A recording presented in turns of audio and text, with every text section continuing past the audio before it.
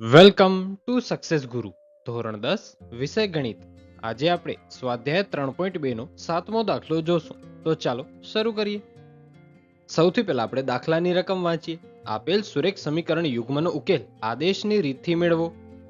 પહેલું સમીકરણ છે 2x + 3y = 13. બીજું સમીકરણ આપેલું છે 4x + 5y = 23. આ દાખલો માર્ચ 2022માં બોર્ડ એક્ઝામમાં પૂછાયેલો છે, માટે ખૂબ જ ઇમ્પોર્ટન્ટ રહેશે. સૌથી પહેલા તો આપણે સમીકરણ લખી લઈએ. 2x + 3y = 13 આ આપણું પહેલું સમીકરણ થયું. 4x + 5y = 23 આ આપણું બીજું સમીકરણ થયું. હવે આપણે ત્રીજા સમીકરણ માટે પહેલા સમીકરણમાંથી x અથવા y ને એકલો પાડવાનો.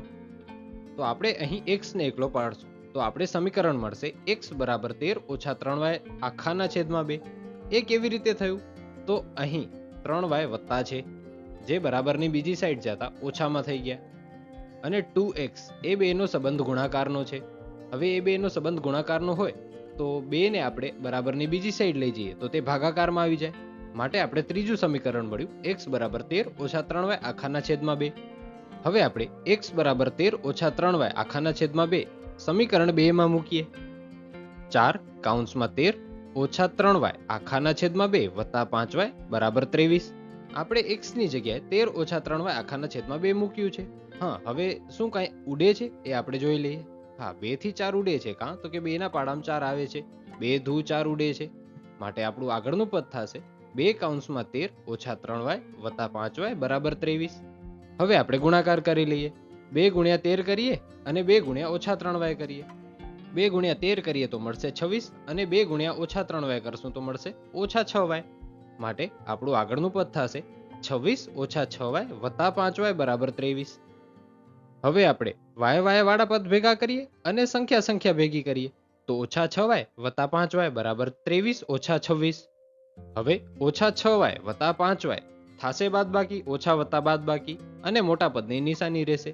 પણ કાઢવાની મોટામાંથી નાની સંખ્યા. 6 માંથી 5 કાઢીએ તો કેટલા રે? 1 રે. પણ રહેશે કેવા? ઓછા. શું કામ? 6 મોટો છે માટે.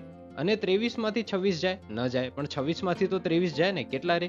3. કેવા રહેશે? -3. એમાં પણ નિશાની જોવાની, માટે -y = -3. ઓછા ઉડી ગયા માટે y બરાબર આપણે મળશે 3. હવે આપણે x શોધીએ. x શોધવા માટે આપણે y ની કિંમત તો 3 મળી ગઈ છે. એને આપણે સમીકરણ 1, 2 અથવા 3 કોઈમાં પણ મૂકીએ તો આપણે x ની કિંમત મળી જાય.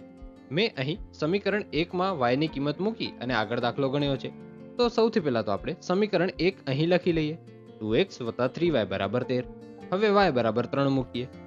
2x + 3 × 3 = 13. હવે 3 × 3 કરીએ તો મળે 9.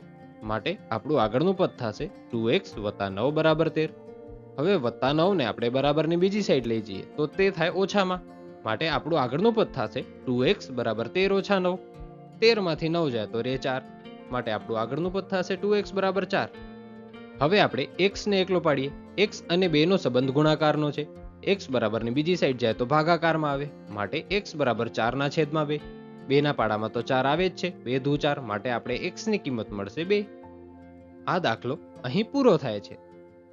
Thanks for watching.